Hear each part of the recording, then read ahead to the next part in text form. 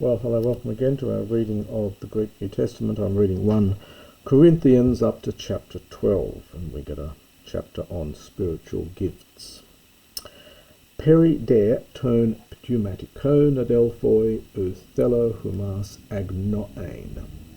Oidati hoti hote ethne ati pros ta idola ta aphona. Hos an hageste apagomenoi. Dio gnorisdo humin hotiudes in pneumati theulelon lego anathema Jesus kai udes dunatai apen kurios Jesus ame en pneumati hagio. I'll just pause there. So regarding the spiritual things, this is an adjective, pneumatikos, things to do with the spirit. Brothers, brethren, I do not wish you agnoein to be ignorant. One of these standard stock phrases of Paul. Oidati, from oida, you know that when you were ethne, so here I think Gentiles, although they still are Gentiles, but in the sense of before their conversion, I presume. When you were Gentiles, it's from this is a neuter plural noun from ethnos. Now, the trouble with this sentence is that it's one of Paul's anakalutha. The bit here can be perhaps a hosan is either whenever or how. So you know that when you were Gentiles, either when or how, hages there ap agomenoi. Both these words mean the same thing. So being led, you were led. So being led, perhaps you were led astray, to get the apo here. With regard to the idols, the ones who are aphona. This is alpha privative plus this phoneo to speak, and so these are mute idols. The hosan is slightly awkward here with this, so perhaps you can get a full sentence out of it. The an here denotes repetition, and it's possibly an emphatic Hebraic idiom he's using here, but it's not particularly good Greek. So probably translated as, you know that when you were Gentiles, when you were led astray, when you were led, having been led astray with regard to mute idols, but then he doesn't finish the sentence. Dia, for dia plus ho, for which reason, gnorisdo, I make known to you that no one in the spirit of speaking in the spirit of God, lale says, anathema Jesus, Jesus is a cursed thing. Anathema is an interesting word. It's connected with anatithemi, which means to set up. And in biblical Greek, anathema with an epsilon here means precisely, as I said, something which is accursed. This is a later spelling of a classical word, anathema, with an eta in here, and that referred to a votive offering that was set up, hence the word from anatithemi, in the temple. And these votive offerings set up in the temple were seen by the Jews and Christians as being offered to idols, and hence they were, in modern parlance, anathema. They were a thing accursed, and hence we get this word into modern English. So there really are two words in Greek. There's anathema, which is the later form, meaning an accursed thing, being derived from anathema, meaning a votive offering, something that's offered in a temple. And no one is able to say Kurios Jesus, Jesus is Lord, ame, except by the Holy Spirit, or perhaps in the Holy Spirit, modelling it back up on here. dihaireses de charismaton asin to de auto pneuma, kai dioreses diakonion asin kai ho autos kurios, kai dihaireses euergematon asin hodiautos theos ho en ergon tapanta en passin, hecasto de didatai he phanerosis tu pneumatos pros to sumferon.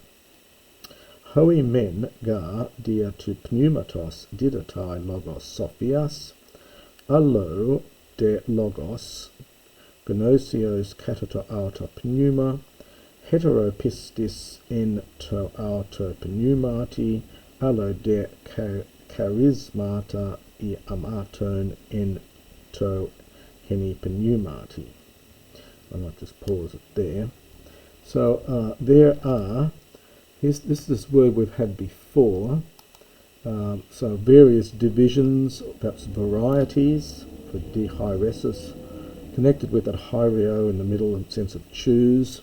So there are varieties of charismaton, of gifts, plural from charisma, meaning something which is given freely, but the same spirit. Classical Greek would have probably put a men and a det here, but he's just got two debts. And there are dihaireses, this is the nominative plural from dihairesis, varieties of diakonion, of services, we would say of service. But the same kurios, the same Lord, and varieties of energematon, this is activities. You can see the erg root here, working. So this generally means something like activities. So there are various varieties of activities, but the same God. The one who is in ergon, from energeon, and it's from using the same root as this noun here. So the one who operates, causes to work, or operates, tapanta en pas, in all things among all people. Hecasto de didatai he phanerosis. Phanerosis is manifestation. So to each one, the manifestation of the Spirit, didotai, this is passive from didamai, is given for or with regard to to sumferon, that which is of benefit, that which is fitting, or with a view to, that pros to, so with a view to or for the benefit, or perhaps something like with a view to the common good, to try and get the sum in it. Hoi men, now we get a men, and we will get a det down here.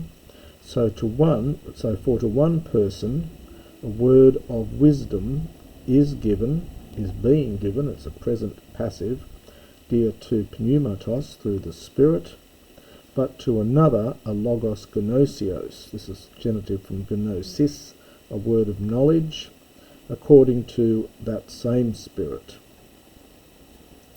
Heteropistis, to another. Heteros originally meant one of two, but by this stage it's lost that sense. It just means to another one. So to another person, pistis, faith, by the same Spirit, and to another, the gifts, iamaton, of healing. Now the noun here is iama. It's a third declension noun in ma, neuter noun in ma. It means, it has the sense of a means of healing. It's a classical word. You will find it in classical writings. Luke uses this when he's writing, and uses a similar word. He uses iasis, both from the same root. The verb is iaamai, to heal. You get iatros, a doctor, so on. So iama is a means of healing. So to another, the gifts of the means of healing by the one Spirit. Iama can also mean medicines, but probably here I think it means means of healing. To another, the energemata, that's that word we had before, the activities of dunamion, of mighty acts. This is really a defining genitive here, so the activities which result in mighty acts, dunamion, a genitive.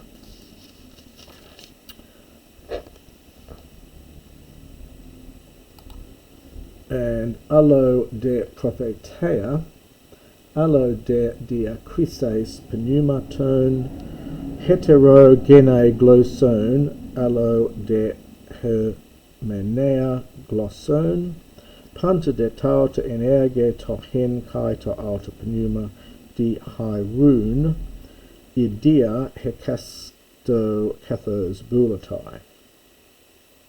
And so these debts are in square brackets here. They may have been added in later.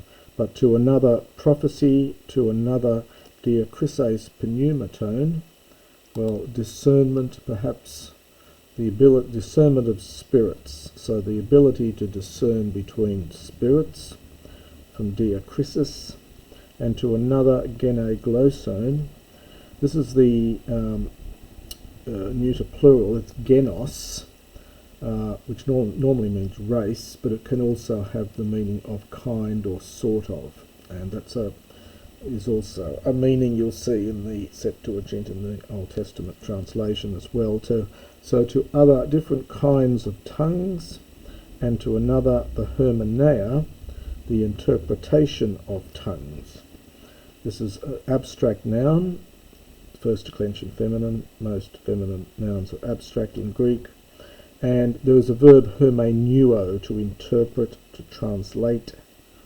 You'll recall that in the Church Fathers, the Mark was described as the hermeneutes of Peter, the interpreter of Peter. Interesting phrase there. So to another, the interpretation of tongues.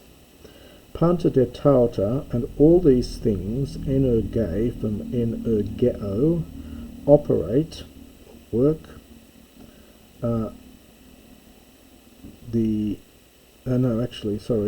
This is the subject here. So the one and the same Spirit operates all of these things. So he's put the object of the verb first. So the one and the same Spirit operates all of these things. Di irun, this is a neuter participle agreeing with pneuma from dihyreo, so it's apportioning to each, so from dihyreo, apportioning to each one, well, personally almost, for idea means privately or one's own. So the Spirit is apportioning to each one personally, if you like, kathos bulatai, as it wishes, that is, as the Spirit wishes. And that's the first part of chapter 12.